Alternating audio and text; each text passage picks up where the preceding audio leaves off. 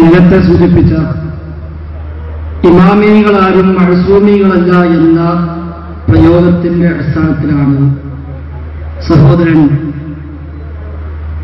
ചോദിച്ചിരിക്കുന്നത്. അതിന്റെ ഉദ്ദേശം എന്താണ് എന്ന് വളരെ കൃത്യമായി അവിടെ തന്നെ സക്കരിയ സ്വലാഹി വിശദീകരിച്ചു. പിന്നെയുള്ളത് ഈ ഇമാമിങ്ങൾക്ക് തൗഹീദിന്റെ വിഷയത്തിൽ തെറ്റുപറ്റുമോ എന്നാണ്. നേരത്തെ ഉള്ള മറുപടിയിൽ തന്നെ സൂചിപ്പിച്ചതാണ്. അത് ഉദ്ധരിച്ച ഇബ്നു കസീർ റഹിമഹുള്ളയോ ഇനി അത് തെളിവാക്കി എന്ന് സഹോദരൻ പല സ്ഥലത്തും പോയി പറഞ്ഞ് ഇവിടെയും പറഞ്ഞ നബവി ഇമാമിന്റെ ഉദ്ധരണിയിലോ നബി സ്വല്ലല്ലാഹു അലൈഹി വസല്ലം തങ്ങളെ വിളിച്ച് ഇസ്തിഗാസ ചെയ്യണമെന്ന അധ്യാപനം കാണുക സാധ്യമല്ല. വമിൻ അഹ്സനി മാ യുഖാലു എന്ന് പറഞ്ഞുകൊണ്ട് ശറഹുൽ മുഹദ്ദബിൽ നബവി ഇമാം രേഖപ്പെടുത്തിയ ഇബാറത്താണല്ലോ സഹോദരൻ അൻസാർ സൂചിപ്പിച്ചത്. അവിടെയും ഇസ്തിഗാസയുമായി ബന്ധപ്പെട്ടൊരു പ്രയോഗമോ നബിയോട് ഇസ്തിഗാസ ചെയ്യണമെന്ന അധ്യാപനമോ നബവി ഇമാം രേഖപ്പെടുത്തിയിട്ടില്ല എന്നുള്ളത് എല്ലാവരേക്കാൾ ഏറെ ചോദ്യകർത്താവിന് തന്നെ ബോധ്യമുണ്ടല്ലോ. ഇബ്നു കസീർ റഹിമഹുള്ള ഈ സംഭവം എടുത്തു കൊടുത്തപ്പോഴും അത്തരം ഒരു പദപ്രയോഗം നടത്തിയിട്ടില്ല, നിർവഹിച്ചിട്ടില്ല എന്നതും ശ്രദ്ധേയമാണ്. മറിച്ച് തന്റെ കാര്യത്തിൽ നബി സ്വല്ലല്ലാഹു അലൈഹി വസല്ലം തവസ്സുലാക്കണം വയതവസ്സലു ബിഹി ഫീ ഹഖ്ഖി നഫ്സിഹി എന്ന ഒരു പദപ്രയോഗമാണ് നബവി ഇമാം റഹിമഹുള്ള തന്നെയും ഇതുമായി ബന്ധപ്പെട്ട് പരാമർശിച്ചത്. തന്റെ കാര്യത്തിൽ തവസ്സുലാക്കണം എന്നല്ലാതെ നബി തങ്ങളുടെ ഹഖ് ജാഹ് ബർക്കത്ത് കൊണ്ട് തേടണമെന്നോ അത്തരം തവസ്സുൽ വേണമെന്നോ നബവി ഇമാം പോലും അവിടെ രേഖപ്പെടുത്തിയിട്ടില്ല. പകരം തന്റെ കാര്യത്തിൽ നബിയെ തവസ്സുലാക്കണം. അത് പല രൂപത്തിലാവാം, ഇത്തിബാ കൊണ്ടാവാം, മഹബത്ത് കൊണ്ടാകാം, അല്ലാതെ ആ നിലക്ക് പ്രമാണം പഠിപ്പിക്കുന്ന ഏത് രീതിയിലുമാകാം. അല്ലാതെ ഹഖ് ജാഹ് ബർക്കത്ത് കൊണ്ടുള്ള തവസ്സുലാണ് എന്ന് നബവി ഇമാം പോലും രേഖപ്പെടുത്തിയിട്ടില്ല. അത് ഇബ്നു കസീറും പറഞ്ഞിട്ടില്ല.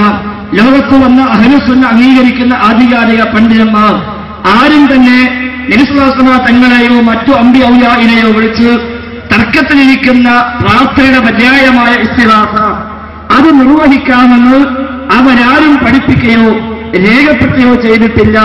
പകരം അവിടെ ഗ്രന്ഥങ്ങളിൽ നിന്ന് സന്ദർഭങ്ങൾ മുറിച്ചെടുത്ത ചില കഷ്ണങ്ങൾ അത് ദുർവ്യാഖ്യാനം ചോപ്പിച്ച് പല മുജാഹിദ് പ്രഭാഷകന്മാരുടെയും പ്രഭാഷണത്തിലെ കഷ്ണങ്ങൾ പോലും ദുർവ്യാഖ്യാനിച്ച് ക്ലിപ്പാക്കി പ്രചരിപ്പിക്കുന്നത് പോലെ അതും ദുർവ്യാഖ്യാനം നടത്തി സന്ദർഭത്തിൽ അടർത്തിയെടുത്ത് അവരൊക്കെയും ഇസ്തിഗാസ പഠിപ്പിച്ചവരാണ് എന്ന് വരുത്തി തീർക്കുവാനാണ് നേപ്പയ്യൂർ സ്വദേശി കൂടിയായ സഹോദരൻ അധ്യാപക സുഹൃത്ത് അദ്ദേഹം ശ്രമിച്ചിരിക്കുന്നത് എന്നാണ് അതുമായി ബന്ധപ്പെട്ട് സൂചിപ്പിക്കാറുള്ളത്. ഇനി തവസ്സുൽ പറ്റുമോ എന്നാണ്. തവസ്സുൽ ചർച്ച ചെയ്യപ്പെടേണ്ട വിഷയമാണ്. പക്ഷെ തവസ്സുൽ ശിർക്കാണ് എന്ന വാദം നാളിതുവരെ മുജാഹിദ് പ്രസ്ഥാനം എവിടെയെങ്കിലും പറയുകയോ ഇവിടെയും ഈ വേദിയിൽ ഉന്നയിക്കുകയോ ചെയ്തിട്ടില്ല. എങ്കിൽ മാത്രമാണ് ആ ശിർക്ക് നബവി ഇമാം പ്രചരിപ്പിച്ചില്ലേ എന്ന ചോദ്യത്തിന് തന്നെ പ്രസക്തിയുള്ളൂ. അതും നബവി ഇമാം ഇന്ന് നമ്മൾ തമ്മിൽ തർക്കത്തിലുള്ള തവസ്സുലിനെ കുറിച്ച് പറഞ്ഞുവെന്ന് സ്ഥിരപ്പെട്ടാൽ മാത്രം. അത് സ്ഥിരപ്പെട്ടിട്ടില്ല എന്നത് ഒന്ന്. മറ്റൊന്ന് തവസ്സുൽ ശിർക്കാണ് എന്ന് മുജാഹിദ് പ്രസ്ഥാനം എവിടെയും പറയുന്നില്ല. പകരം ബിദ്അത്തായ തവസ്സുൽ, നബിതങ്ങൾക്ക് പരിചയമില്ലാത്ത, സ്വഹാബാക്കളാമിന് പരിചയമില്ലാത്ത, പ്രമാണങ്ങൾ പഠിപ്പിച്ചിട്ടില്ലാത്ത ബിദ്അത്തായ ഒരു രീതി തവസ്സുലിന്റെ വിഷയത്തിൽ നാട്ടിൽ നടക്കുന്നുണ്ട്. അത് ബിദ്അത്താണ് എന്ന് മുജാഹിദ് പ്രസ്ഥാനം പറയാറുണ്ട് എന്നല്ലാതെ തവസ്സുൽ ശിർക്കാണ് എന്ന് നിരുപാധികം എവിടെയും പറയാറില്ല. ചുരുക്കത്തിൽ ഇസ്തിഗാസ ഈ ഇമാമികളാരും ഈ ആയത്തടിസ്ഥാനമാക്കിയോ ഈ കഥ അടിസ്ഥാനമാക്കിയോ അവരാരും പഠിപ്പിച്ചിട്ടില്ല. തവസ്സുലുമായി ബന്ധപ്പെട്ട് നടത്തിയ പരാമർശത്തിൽ പോലും ഹഖ് ജാഹ് ബർക്കത്ത് എന്ന പദപ്രയോഗം കാണാനും സാധ്യമല്ല. അതുകൊണ്ട് അവരൊക്കെ ശിർക്ക് പ്രചരിപ്പിച്ചുവോ എന്ന ചോദ്യം അസ്ഥാനത്താണ് എന്നാണ് സൂചിപ്പിക്കാനുള്ളത്. ആരോട് പെരുമാറുന്നതില്ല. എനിക്ക് സംഘാടകർ പറയുന്ന മര്യാദക്ക് അംഗീകരിച്ചിരിക്കണം ഈ രൂപത്തിൽ. അതാ ഞങ്ങൾ പറഞ്ഞു അതിന്റെ കേസറ്റ് നിങ്ങളൊന്നും ഇറക്കി തരാം. നിങ്ങൾക്ക് ഇതിലൊന്നും കഴിയൂല. നിങ്ങൾക്ക് കഴിയുന്ന സക്കരിയ ആ ജാതി പണിക്കല്ലാതെ നിങ്ങൾക്ക് കഴിയൂല. നിങ്ങൾക്ക് ഉത്തരം നൽകാനും കഴിയൂല, ഒന്നിനും കഴിയൂല. നിങ്ങളിങ്ങനെ മുജാഹിദ് സെന്റർക്ക് നോക്കിയിട്ട് ഈ പണി എടുത്തോണ്ട് പറയാനുള്ളത്.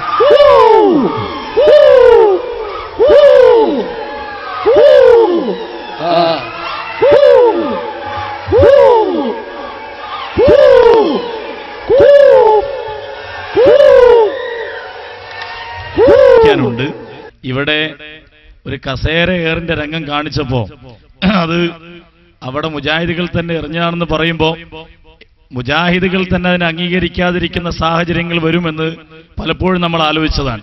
പക്ഷെ അൽഹംദുലില്ലാ ഇവിടെ മുജാഹിദുകൾ നടത്തിയ മുഖാമുഖത്തിൽ അതിൽ അടിയേറ്റ് ഇവിടെ തന്നെ വന്നത് നേരിട്ട് അനുഭവം പറഞ്ഞൊരു രംഗം കൂടി കാട്ടിലെ പീടികയിൽ ഉണ്ടായി എന്നത് ഈ പരിപാടിയുടെ ഒരു വലിയ വിജയമായി നമ്മളത് മനസ്സിലാക്കുകയാണ്. കാരണം മുജാഹിദുകൾ യഥാർത്ഥത്തിൽ അത് ഇറക്കുകയാണെങ്കിൽ ഇറക്കുക, അതിന്റെ ഒരു ക്ലിപ്പ് മാത്രമാണ്. എന്നിട്ട് ആ ക്ലിപ്പിംഗും കൊണ്ട് മുജാഹിദുകൾ നടക്കും. കണ്ടോ, ഞങ്ങൾ നടത്തിയ മുഖാമുഖത്തിൽ സുന്നികൾ വന്ന് കുഴപ്പമുണ്ടാക്കി അടികൂടുന്നു. ഇതായിരിക്കും ഈ സംവാദത്തിന്റെ ഈ മുഖാമുഖത്തിൽ നടന്ന ആ രംഗം മുജാഹിദുകൾ പുറത്തിറക്കിയാൽ അവർ കൊണ്ടുവരുന്ന ഒരു ഭാഗം. ഞങ്ങളൊരു രണ്ടാം മുഖാമുഖം ഇവിടെ നടത്തി. ഈ രണ്ടാം മുഖാമുഖം ഇന്ന് ഇവിടെ അവസാനിക്കുകയാണ്. ഇൻഷാ അല്ലാഹ് ഇനി 3ഉം 4ഉം എത്ര മുഖാമുഖങ്ങളിലേക്കും നീളാൻ മാത്രം ഈ രാജ്യത്തുള്ള ഈ നാട്ടിലുള്ള സുന്നത്തിയമായത്തിന്റെ പ്രവർത്തകന്മാർ ഒരുക്കമാണ് എന്നത് അടച്ചുപൂട്ടിയ പള്ളികളുടെ ഉള്ളുകളിൽ ഇരുന്നെങ്കിലും മുജാഹിദുകൾ കേൾക്കുന്നുണ്ടാകുമെന്ന് ഞങ്ങൾക്കറിയാം. അവരോട് ഞങ്ങൾ ഓർമ്മപ്പെടുത്തുകയാണ്.